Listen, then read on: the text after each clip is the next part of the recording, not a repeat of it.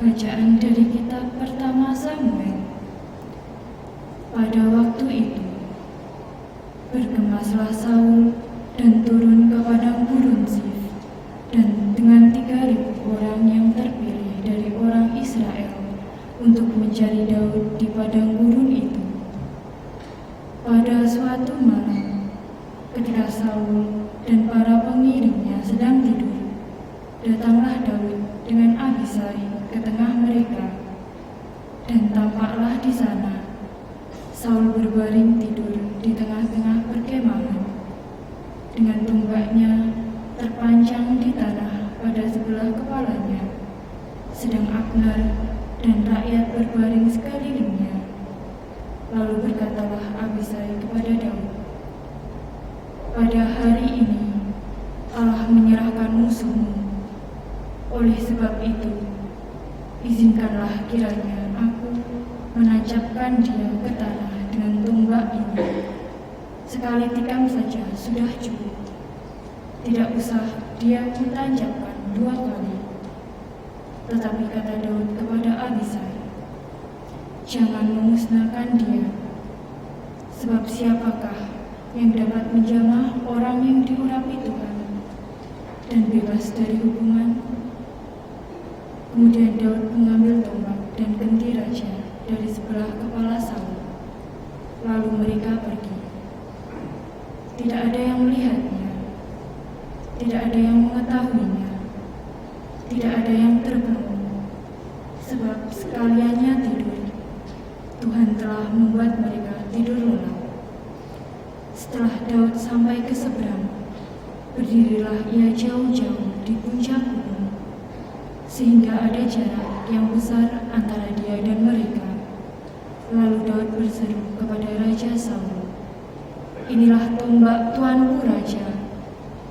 Baiklah salah seorang dari para pengiring tuanku menyeberang untuk mengambilnya. Tuhan akan membalas kebenaran dan kesetiaan setiap orang.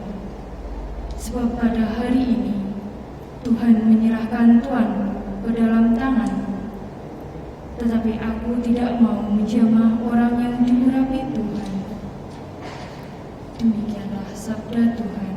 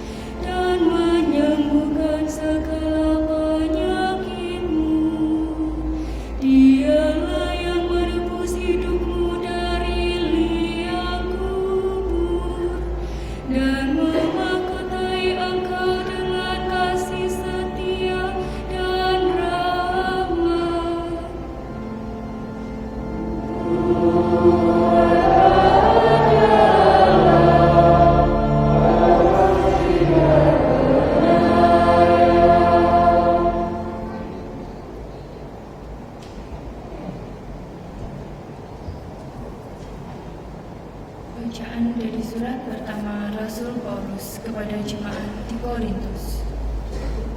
Saudara-saudara, seperti ada tertulis, manusia pertama Adam menjadi makhluk yang hidup, tetapi Adam yang akhir menjadi roh yang menghidupkan.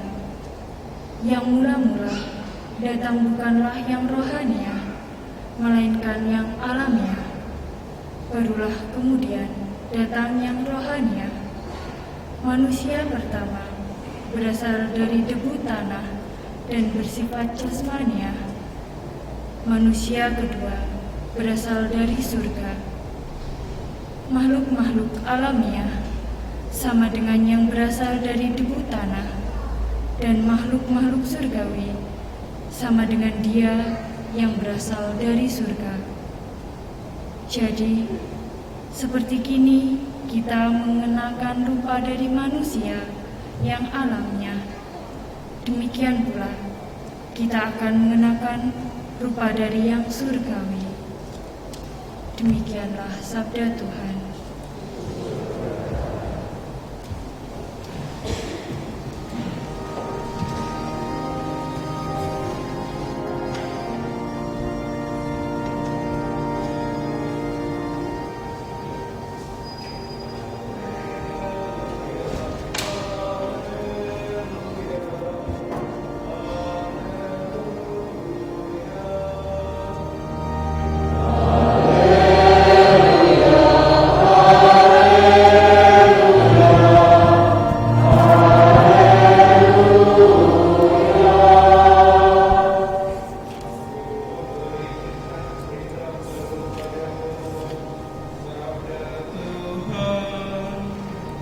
Yaitu supaya kamu saling mengasihi, sama seperti aku telah mengasihi kamu.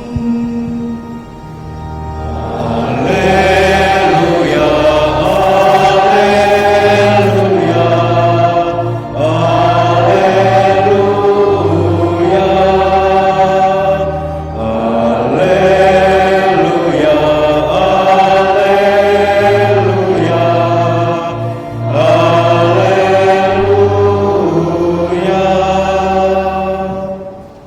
Tuhan bersamamu.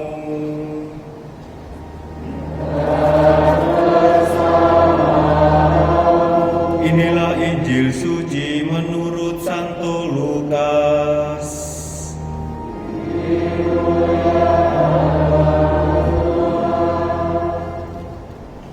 Sekali peristiwa, Yesus bersabda kepada murid-muridnya, "Dengarkanlah perkataanku ini, kasihilah musuhmu, berbuatlah baik kepada orang yang membenci kamu, berkatilah orang yang mengutuk kamu, berdoalah bagi orang yang berbuat jahat terhadap kamu.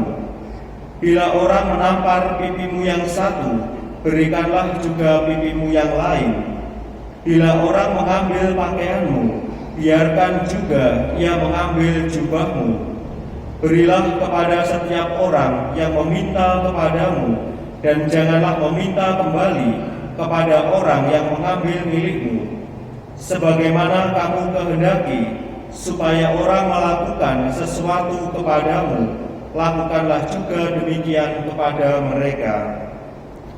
Jika kamu mengasihi orang yang mengasihi kamu, apakah jasamu? Karena orang-orang berdosa pun mengasihi juga orang-orang yang mengasihi mereka. Sebab jika kamu berbuat baik kepada orang yang berbuat baik kepadamu, apakah jasamu? Orang-orang berdosa pun berbuat demikian.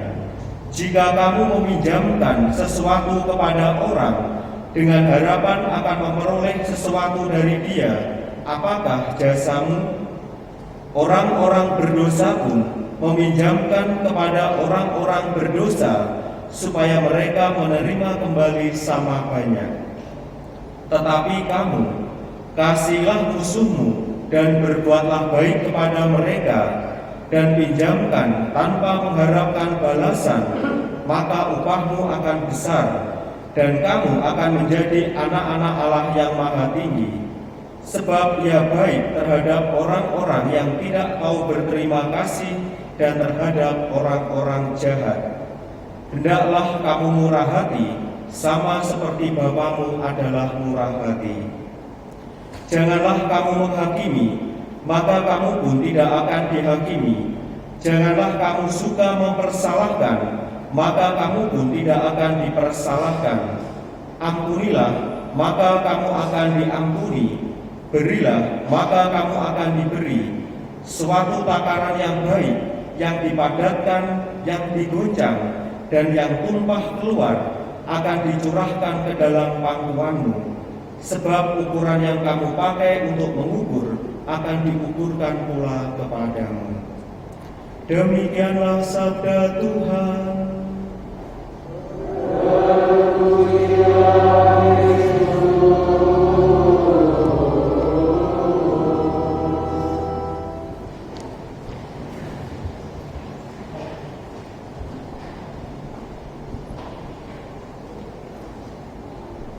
Hendaklah kamu murah hati, sama seperti Bapamu adalah murah hati.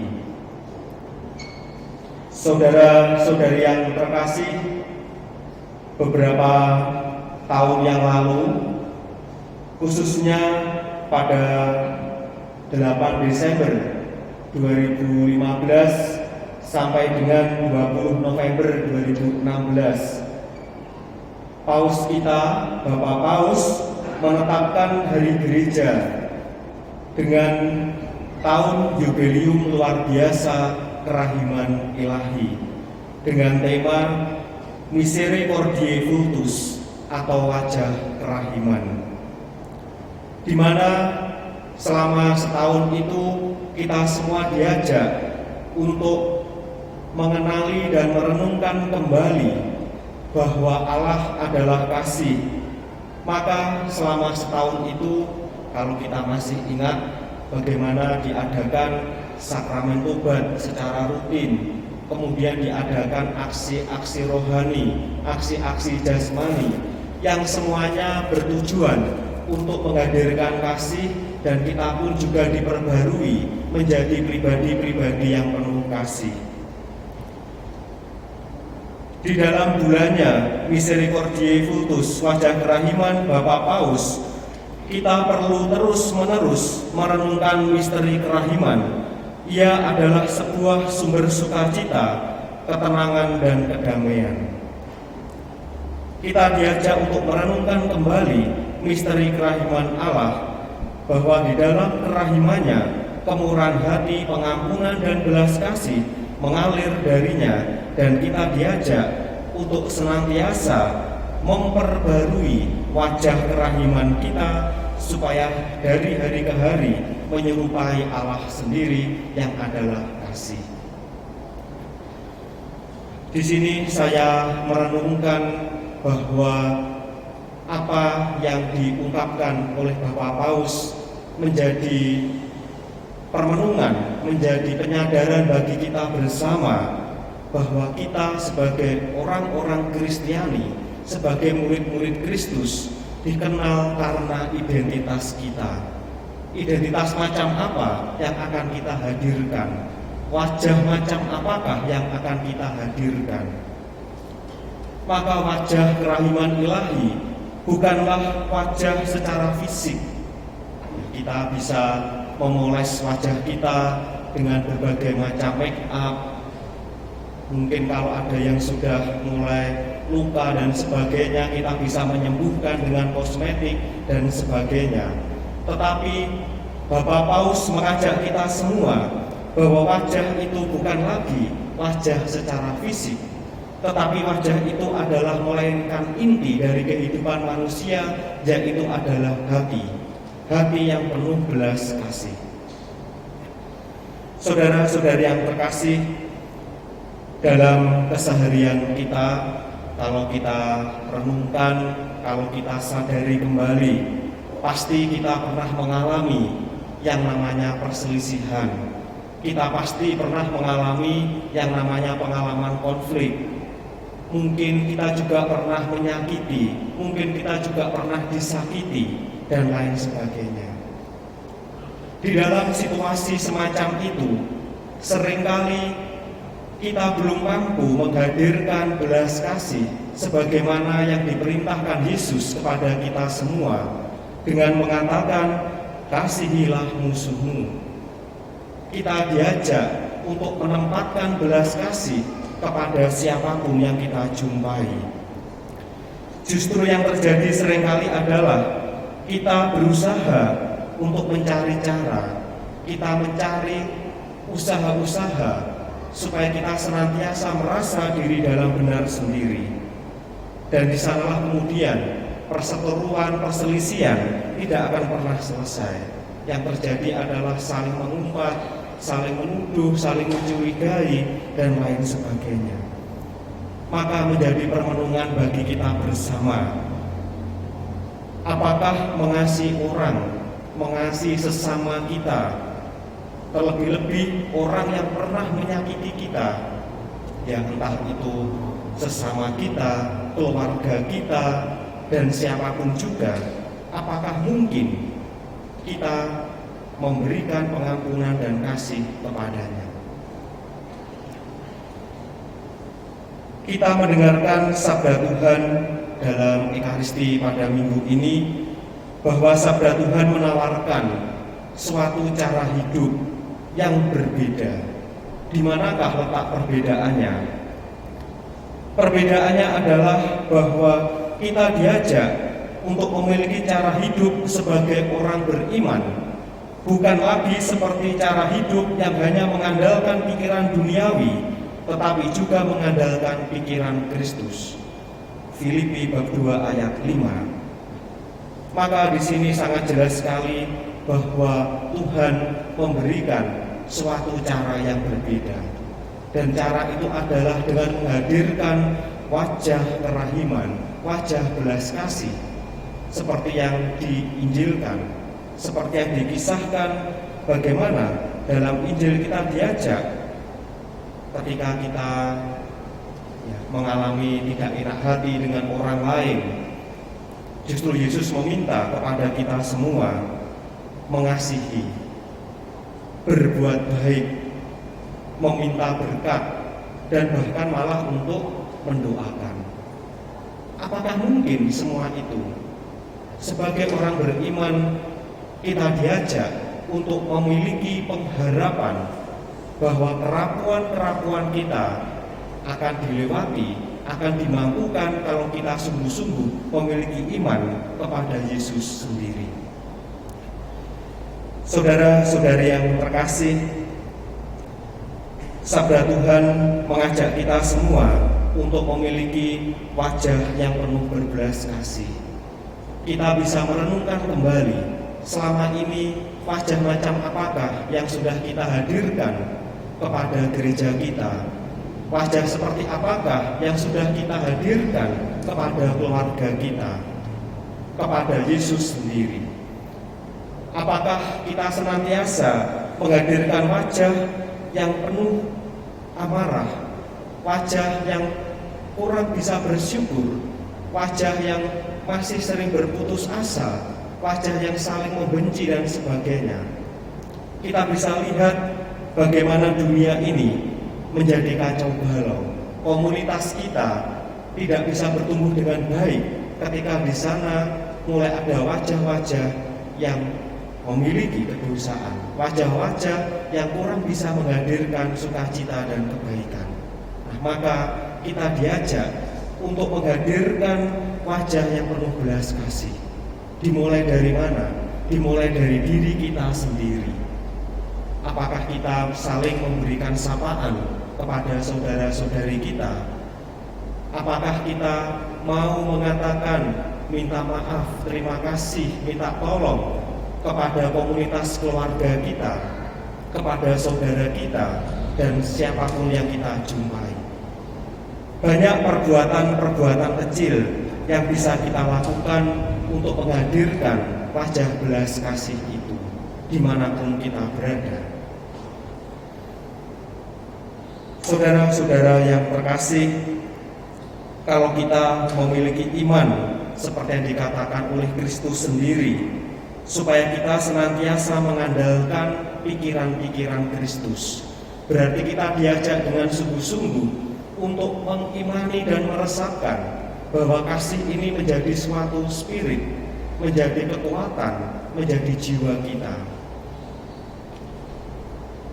Apa bedanya seperti Kristus sendiri? Jikalau kamu mengasihi orang yang mengasihi kamu, apakah jasamu? Orang baik bisa melakukan kebaikan. Orang yang berdosa, orang yang tidak mengenal Allah, entah itu disebut ateis, agnostis, dan sebagainya, mereka pun juga bisa melakukan kebaikan. Mereka pun juga bisa melakukan tindakan kasih. Lalu apa bedanya kita dengan mereka? Apa bedanya kita dengan orang yang belum mengenal Tuhan? Maka di sini kita diajak sekali lagi bahwa orang yang sudah dipersatukan dengan Kristus lewat sakramen baptis, berarti kita diajak untuk menghadirkan kasih itu kepada sesama kita. Dan itu dimulai dari diri kita sendiri kepada sesama kita. Saudara-saudari yang terkasih, sabda Tuhan mungkin sangat bertentangan dengan apa yang menjadi hidup kita. Sabda Tuhan bisa saja menjadi sesuatu yang tidak mengenakan, tetapi bahwa inilah jalan Kristus yang diberikan kepada kita semua dengan memiliki wajah yang berbelas kasih. Maka dari itu, marilah saudara-saudara yang terkasih, kita senantiasa membangun dan mengusahakan wajah yang penuh belas kasih, hati kita yang penuh belas kasih kepada sesama kita, kepada keluarga kita, dan kepada gereja, dan khususnya kepada Tuhan sendiri yang senantiasa memampukan hidup kita di dalam pejiaran hidup kita sehari-hari.